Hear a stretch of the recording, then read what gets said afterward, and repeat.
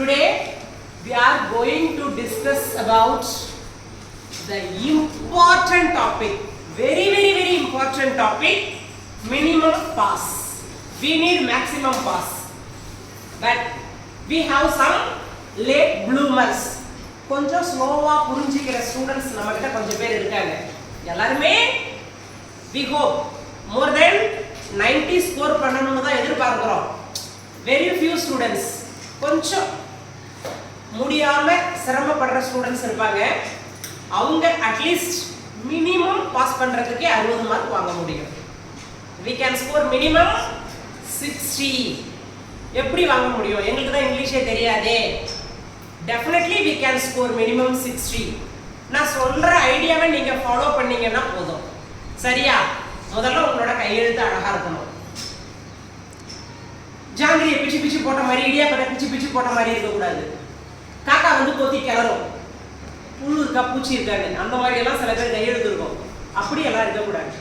நல்ல NEET presentation இருக்கணும், அழகா எழுதணும். கேள்வித்தாளை 4 முறை படிக்க வேண்டும். கவனி, கொஸ்டின் பேப்பரை வாங்கின உடனே ஐயோ நான் படிச்ச ஃபர்ஸ்ட் பேராகிராஃப் வந்திருக்கே மறந்துருமே, ஃபர்ஸ்ட் அதை எழுதிடுவோம் கடகடன்னு எழுதக்கூடாது. கொஸ்டின் பேப்பரை முதல்ல கோ த்ரூ பண்ணணும். ஃபர்ஸ்ட் நல்லா தெளிவா படிக்கணும். ஹேமலதா லிசன் ஹியர், சொல்றதே உனக்காக தான். கொஸ்டின் பேப்பரை முதல்ல நல்லா தெளிவா படிக்கணும். சயின்ஸ்ல எல்லாம் என்ன பண்ணுவாங்க, சம்டைம்ஸ் மேத்ஸ்ல சயின்ஸ்ல எல்லாம் ட்விஸ்டா கேள்வி கேட்பான், மாத்தி கேட்பான். புரியுதா இல்லையா? காந்தி எந்த ஊரில் பிறந்தார், அது ஒரு கேள்வி. காந்தி பிறந்த ஊர் குஜராத்தில் எங்கே இருக்கிறதுன்னு கேட்பான். ரெண்டும் ஒண்ணுதான். நமக்கு ஏற்கனவே போர்பந்தர்னு பதில் தெரியும்.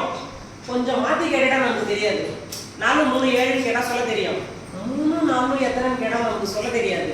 கேள்வியே நாட் ஒன்லி இங்கிலீஷ்மா, எந்த சப்ஜெக்டா இருந்தா கூட கொஸ்டின் பேப்பரை பதட்டப்படாம நர்வஸ்னஸ் இல்லாம படிக்கணும். சரியா? அழகா எழுதணும். கொஸ்டின் பேப்பரை நல்லா படிக்கணும். கான்ஃபிடென்ட்டா அந்த எக்ஸாமை நம்ம குவார்டர்லியே நம்ம ஃபர்ஸ்ட் ஸ்டெப் வைக்கும் போதே குவார்டர்லி எக்ஸாமையே நம்ம கான்ஃபிடென்ட்டா எழுதணும். எந்தெந்த கொஸ்டின் எல்லாம் ஜஸ்ட் டச் பண்ணாலே நீ மார்க் வாங்கலாம் நான் சொல்லியிருக்கேன் பாரு. எனக்கு எதுவுமே தெரியாது டீச்சர், நான் சுமார் மூச்சு குமார் தான், நோ ப்ராப்ளம். அப்போ கூட என்ன பண்ண முடியும்? we can score 60 mark. அப்ப படிக்கவே வேண்டாமா? Hi jolly. சுத்தமா எதுவுமே தெரியாமலாம் போய் எதுவும் பண்ண முடியாது இல்லையா? அங்கங்க மானே தேனே பொன்மானேன்னு போட்டு எழுத தெரியணும். எனக்கு லெட்டர் எழுத தெரியாது, ஆனா நடுவுல அங்கங்க மானே தேனே போட்டு எழுத தெரியும்னா ஓகே, நீ பாஸ் ஆயிருவேன், ஒன்றும் ப்ராப்ளம் இல்லை. சில கொஸ்டின் நம்பர் நான் இங்க மென்ஷன் பண்ணியிருக்கேன் பாரு. கொஸ்டின் நம்பர்ஸ் மாறாது. இந்த லேட் ப்ளூமர்ஸ், இந்த ஸ்லோ லேர்னர் ஸ்டூடெண்ட்ஸ் வந்து இந்த கொஸ்டின் நம்பரை நல்லா மெமரியில வச்சுக்கோ போதும்.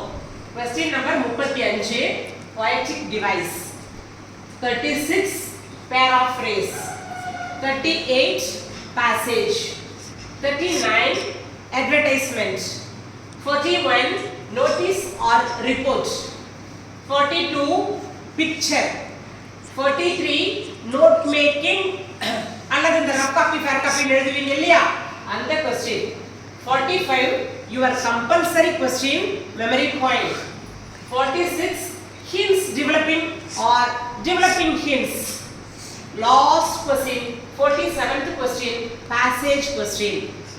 இது தெரிஞ்சாலே போதுமா? இதை எப்படி எழுதணும்னு தெரிஞ்சாலே போதும். the way of methodology, how to write these questions, this is enough. இதை எப்படி எழுதணும்னு தெரிஞ்சாலே போதும், பாஸ் மார்க் வாங்கிடலாம். இதுல 35 36 சேம் டைப் क्वेश्चन. 35வது கேள்வியும் 36வது கேள்வியும் ஒன்று போலதான். 35வது கேள்வி எல்லாமே எழுதலாம். போயம்ல 4 லைன் கொடுப்பாங்க. Rhyming words, rhyme scheme, alliterating words, figure of speech கேட்பாங்க. போயம் பேராகிராஃப்ல 2 கேட்பாங்க. உனக்கு போயம் பேராகிராஃப் 2மே தெரியும்னா நீ 35 36 எழுதவே வேண்டாம். எனக்கு ஒரு பேராகிராஃப் தெரியும்னா நீ 35வது கேள்வி எழுதலாம். இந்த 36வது கேள்விக்கு பேரு பேராஃப்ரேஸ். ஆக்சுவலா இதை எழுத வேண்டிய ஸ்டைல் வேற. பேராஃப்ரேஸ் பேராகிராஃப்னா தமிழ்ல எழுதுவீங்க தெரியுமா, ஒரு பாடலில் திரண்டுள்ள மைய கருத்துக்களை எழுதுகன்னு, அந்த மாதிரி எழுதணும் ஆக்சுவலா. ஆனா நாங்க உங்களுக்கு வேற மெத்தட் சொல்லி கொடுத்துருக்கோம். அதனால கூடுமான வரைக்கும் bright students, above average students இந்த 36வது கேள்வி எழுத வேண்டாம். சரியா? ஒரு பேராகிராஃப் எழுதிரு, 35வது கேள்வி எழுது. 36வது கேள்வி paraphrase. This question also having the same method. Given 4 lines. போயம்ல 4 line கொடுத்து தான் உங்களை எழுத சொல்லுவாங்க. அடுத்து 38 passage question, 37 rearranged sentence னு சொல்லி இருப்பாங்க. நான் டீடைல்டு, அதாவது உங்களோட சப்ளிமெண்டரியில இருந்து ஏதாவது 5 லைன் கொடுத்துருவாங்க. அது வந்து ஷஃபிள் ஆகியிருக்கும், ஜம்பிள் ஆகியிருக்கும். நீ ரீஅரேஞ்ச் பண்ணணும், ஆர்டர் மாறி இருக்கும். ஏவா எது வரணும், பியா எது வரணும், சியா எது வரணும் நீ மாற்றி எழுதணும். அதனால அது கொஞ்சம் கஷ்டமா இருக்கும். 38வது கேள்வி எல்லாரும் எழுதிக்கோ. பேசேஜ் கொஸ்டின், ஒரு பேரா கொடுத்துருவாங்க, பத்தி வினான்னு சொல்லுவாங்க. உங்களுக்கு இது தமிழ்லயும் உண்டு. ஒரு பேரா கொடுத்துருவாங்க, கீழே 5 கேள்வி கேட்பாங்க. இந்த 5 கேள்விக்கான பதில் மேல இருக்கிற பேரால இருக்கு. ஓகேவா? சரி, அடுத்து 39 அட்வர்டைஸ்மெண்ட், விளம்பரம். எல்லாருக்கும் குறைஞ்சபட்சம் 3 மார்க் கொடுப்பாங்கம்மா. பப்ளிக் எக்ஸாம்ல பேப்பர் கரெக்ஷன் பண்ணும்போதே 3 மார்க் கொடுப்பாங்க. இதை எப்படி பண்ணணும்னு நான் உங்களுக்கு ஆல்ரெடி டீச் பண்ணியிருக்கேன். ஒரு ஃபுல் பேஜ் ஒதுக்கி பண்ணுங்க. டைப் கொடுக்கணும், அட்ரஸ் கொடுக்கணும், அழகா அட்ராக்டிவ் பிக்சர் வரையணும், உள்ள ஃப்ரேசஸ் ஏதாவது எழுதணும். क्वेश्चन பேப்பர்ல எல்லாமே இருக்கும். இது 39வது கேள்வி. கம்பல்சரி இதை எல்லாரும் எழுதினாதான் பாஸ் ஆக முடியும் கண்ணா. 41 நோட்டீஸ் வரலாம் அல்லது ரிப்போர்ட் வரலாம். நோட்டீஸுக்கும் ரிப்போர்ட்டுக்கும் என்ன டிஃபரெண்ட்? ஒரு ஈவென்ட் நடக்க போகுதுன்னா முன்கூட்டியே ப்ரீவியஸா இன்டிமேஷன் நமக்கு கொடுப்பாங்க. நம்ம ஸ்கூல்ல ஆனுவல் டே நடக்க போகுது, விருப்பமுள்ள மாணவர்கள் கலந்துக்கலாம். நம்ம ஸ்கூல்ல செஸ் டோர்னமெண்ட் நடத்த போறோம், இன்ட்ரெஸ்டட் ஸ்டூடெண்ட்ஸ் கலந்துக்கலாம். நம்ம ஸ்கூல்ல இண்டிபெண்டன்ஸ் டே வருது, விருப்பமுள்ள ஸ்டூடெண்ட்ஸ் எல்லாம் ஸ்போர்ட்ஸ் ஆக்டிவிட்டீஸ்ல கலந்துக்கலாம். இந்த மாதிரி முன்கூட்டியே நோட்டீஸ் கொடுக்கிறதுக்கு பேரு அறிவிப்பு. முன்னாடியே ஒரு விழா தொடங்குவதற்கு முன்பாகவே கொடுக்கிறதுக்கு பேரு நோட்டீஸ். ரிப்போர்ட்னா என்னன்னா, ஒரு விழா நடந்து முடிஞ்சிருச்சு, the event was completed, அது எப்படி நடந்துச்சு, யாரெல்லாம் விழால கலந்துக்கிட்டாங்க, எத்தனை பேர் கலந்துக்கிட்டாங்க, அந்த விழா எப்படி எல்லாம் இருந்ததுன்னு சொல்லி ரிப்போர்ட் கொடுப்பாங்க. நான் உங்களுக்கு உதாரணம் சொல்லியிருக்கேன். ஹாஸ்பிட்டல்ல போய் நம்ம பிளட் எல்லாம் டெஸ்ட்டுக்கு கொடுத்துட்டு வெயிட் பண்ணுவோம். எதுக்காக? ரிப்போர்ட்டுக்காக. உங்க உடம்புல என்னென்னலாம் இருக்கு, எப்படி எல்லாம் இருக்குன்னு சொல்லி ரிப்போர்ட் சொல்லும். அதுக்கு பேர் தான் ரிப்போர்ட். ரிப்போர்ட்ல நடந்து முடிந்ததற்கு பிறகு எழுதுவது அறிக்கை. நோட்டீஸ்னா அறிவிப்பு, ரிப்போர்ட்னா அறிக்கை தாக்கல் பண்றது. அறிக்கை எப்படி எல்லாம் விழா நடந்தது. உதாரணத்துக்கு நம்ம ஸ்கூல்ல ஆனுவல் டே நடந்தது, எப்படி எல்லாம் நடந்துச்சு, எத்தனை ஸ்டூடெண்ட்ஸ் கலந்துக்கிட்டாங்க, சீஃப் கெஸ்ட் யாரு, பிரைசஸ் எல்லாம் கொடுத்தாங்களா, டீ ஸ்நாக்ஸ் எல்லாம் கொடுத்தாங்களா, விழா எப்படி நடந்தது, எப்படி தொடங்குச்சு, யாரு வரவேற்புரை நிகழ்த்தினாங்க, யாரு நன்றி உரை சொன்னாங்க, மாணவர்களுக்கு பரிசுகள்லாம் வழங்கப்பட்டதா, இந்த மாதிரி எல்லாம் சொல்றதுதான் ரிப்போர்ட் ரைட்டிங். 2ல் 1 மாத்தி மாத்தி கேட்பாங்க. ஒன்னு நோட்டீஸ் கேட்பாங்க, இல்லாட்டா ரிப்போர்ட் கேட்பாங்க. இது வரைக்கும் மெசேஜ் ரைட்டிங் கேட்டதில்லை, இமெயில் ரைட்டிங் கேட்டதில்லை. பை சான்ஸ் கேட்கலாம். மெசேஜ் கூட ஒருவேளை கேட்கலாம். மெசேஜ் ரைட்டிங் இது வரைக்கும் கேட்டதில்லை. மெசேஜோ மெயிலோ கூட வரலாம், இமெயில் ரைட்டிங்கோ மெசேஜ் ரைட்டிங்கோ கூட வரலாம். இதுவரையும் வந்ததில்லை. என்னைக்குமே நடக்காதது நடக்கலாம் இல்லையா, ஒரு ட்விஸ்ட். அடுத்து 42வது क्वेश्चन, பிக்சர். ஒரு படம் கொடுத்துருவாங்க.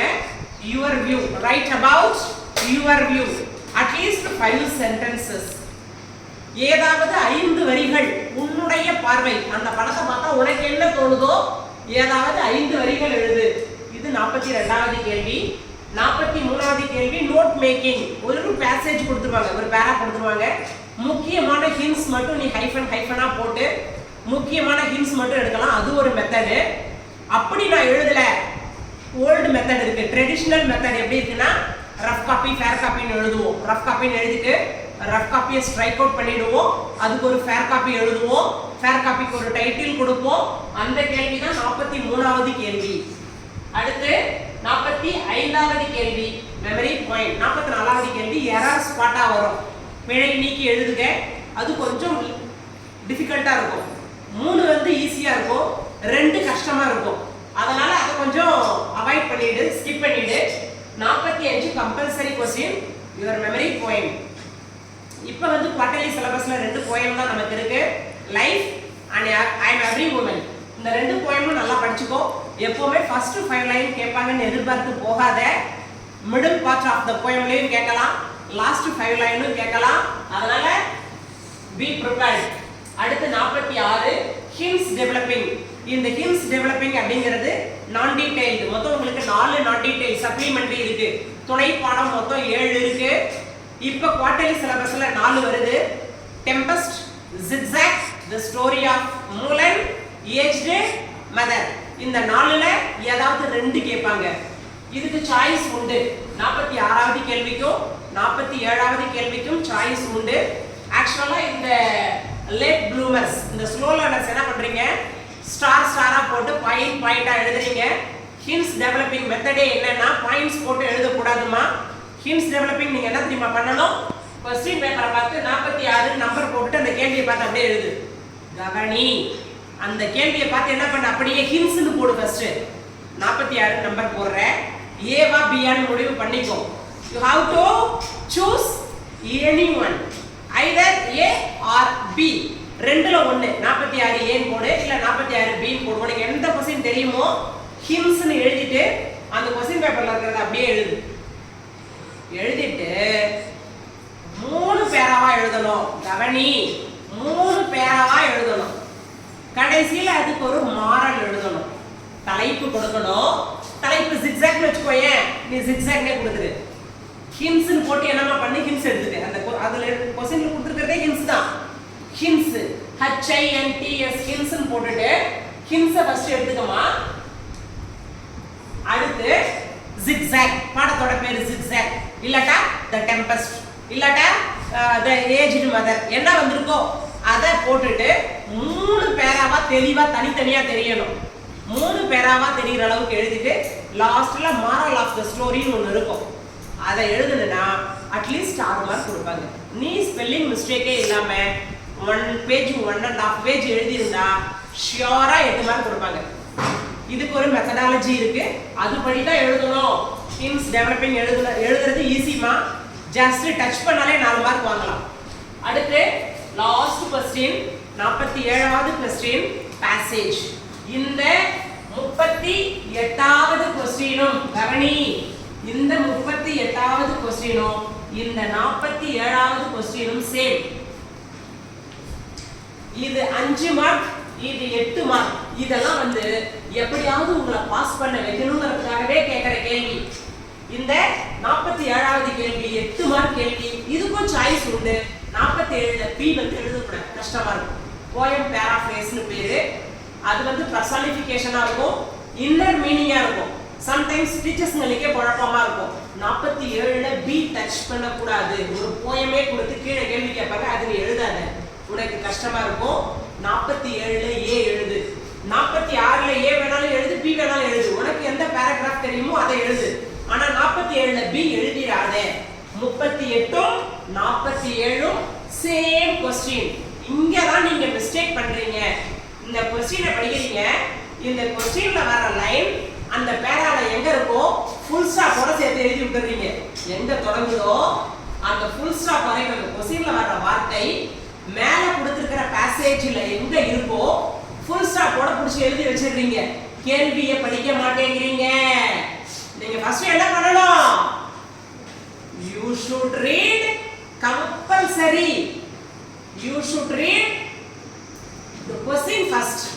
கேள்வியை முதல்ல படி. என்ன கேள்வி கேட்டிருக்கான்னு சொல்லி புரிஞ்சுக்கோ. நான் இங்க question words எழுதியிருக்கேன் பாருமா, இதுக்கெல்லாம் பேரு கேள்வி வார்த்தைகள். who, why, when, where, how, what, how many, which. இந்த மாதிரி கேள்வி தான் தொடங்கும். WHல தான் வந்து question words தொடங்கும். கேள்வியில whoன்னு வந்தால், listen all of you, கேள்வியில whoன்னு வந்தால் ask about a person, ஒரு ஆளை பத்தி கேக்குறாங்கன்னு அர்த்தம். புரியுதா இல்லையா? who is your class teacher? who is your class teacher?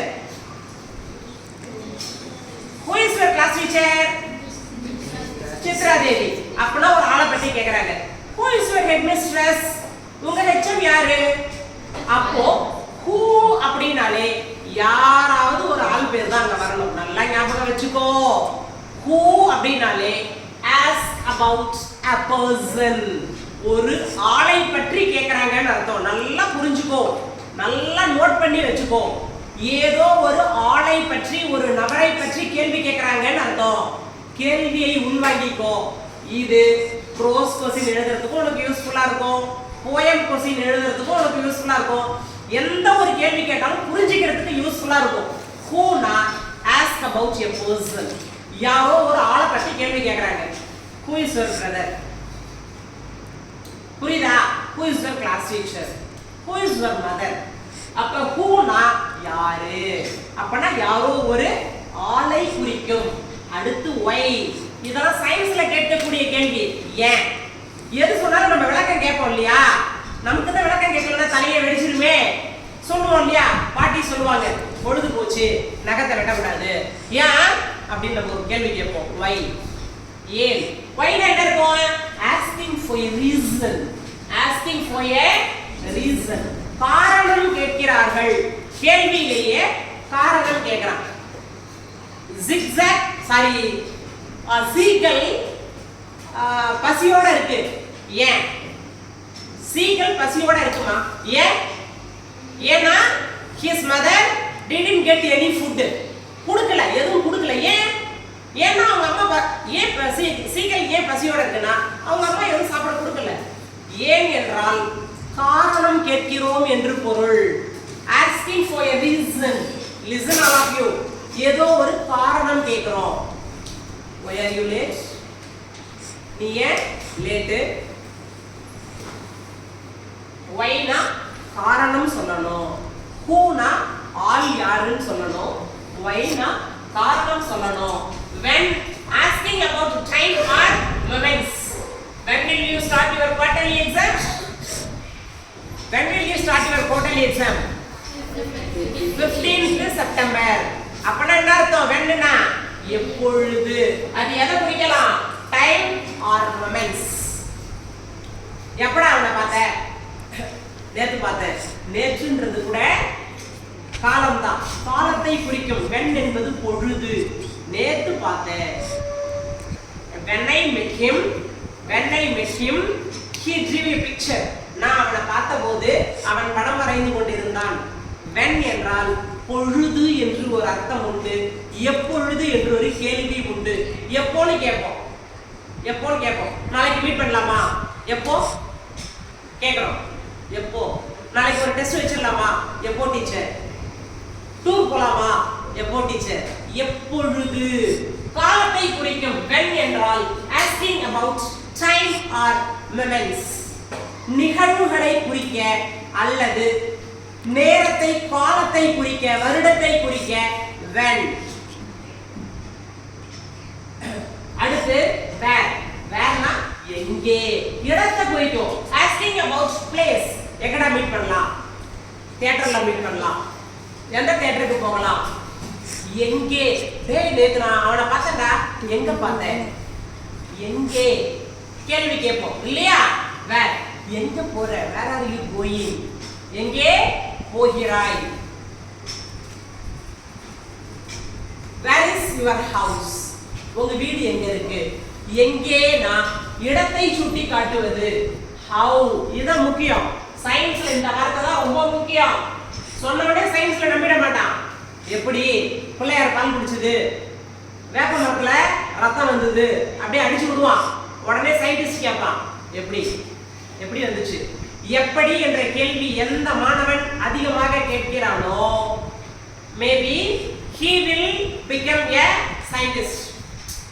அறிவுன்னு அர்த்தம். ஏன் எப்படி நீ எவன் கேள்வி கேட்கிறானோ அவனுக்கு மூளை நல்லா வேலை செய்யுதுன்னு அர்த்தம். how. ask about the method or way. மேக்ஸ்ல நம்ம நிறைய கேட்போம். மேக்ஸ் டீச்சர் சொல்லுவாங்க இந்த +5 இந்த பக்கம் வந்து -5 ஆயிடுச்சு. நம்ம உடனே கேட்போம் ஏன்? அதுக்கு ஏதோ ஒரு விதி இருக்கும். பெருக்கல் விதி, கூட்டல் விதி, கழித்தல் விதி, ஏதோ ஒரு தலை விதி, ஏதோ ஒரு விதி இருக்கும். அப்போ how னாலே அர்த்தம் எப்படி, எனக்கு காரணம் சொல்லு. எப்படி எப்படி வந்துச்சு, இந்த ஆன்சர் எப்படி வந்துச்சு, பக்கத்துல இருக்கிறவனை பார்த்து ஆன்சரை மட்டும் போட்டுருவான். டீச்சர் கேட்பாங்க, டேய் இங்க வா, இந்த 350 எப்படி வந்துச்சு, அவன் அப்படியே தலைய சொல்லிடுவான். ஹவுனா எப்படி, ask about the method or way, எப்படி வந்துச்சு, எந்த மெத்தடை ஃபாலோ பண்ணி வந்துச்சு, இல்லை எப்படி வந்துச்சுன்ற காரணத்தை சொல்ல வேண்டும்.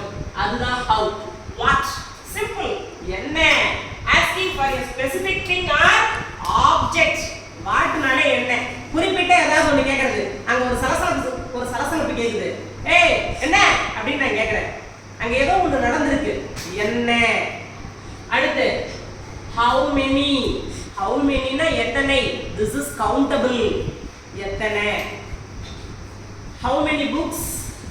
how many books do you have, உங்ககிட்ட எத்தனை புத்தகங்கள் இருக்கிறது. how many kind do you have. how manyனா எத்தனை, எண்ண முடியும், countable, how many. ஒரு பொருள் நான் போய் வாங்குறேன், அந்த வெண்டார் கிட்ட போய் how many rupees னு கேட்க கூடாது, how much. ரூபாய் தெரியாத போது, எண்ணிக்கை தெரியாத போது, அன்கவுண்டபிளாக இருக்கும் போது how much னு சொல்லணும். பிரைஸ் கேக்குறேன், இந்த வாட்டர் பாட்டிலோட விலை என்ன, அப்ப எப்படி கேட்கணும், how much, எவ்வளவு. how many, எத்தனை. how manyனா எண்ண முடியும், எத்தனைன்னு. how muchனா uncountable noun. அடுத்து பாரு which. whichனா எந்த.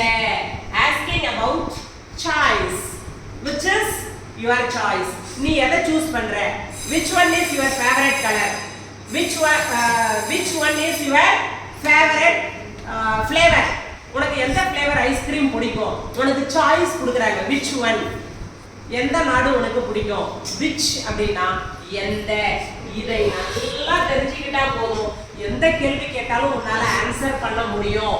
who, why, when, where, how, what, how many, which, இன்னும் நிறைய இருக்கு. whom, whose, whom யாருக்கு, whose யாருடைய.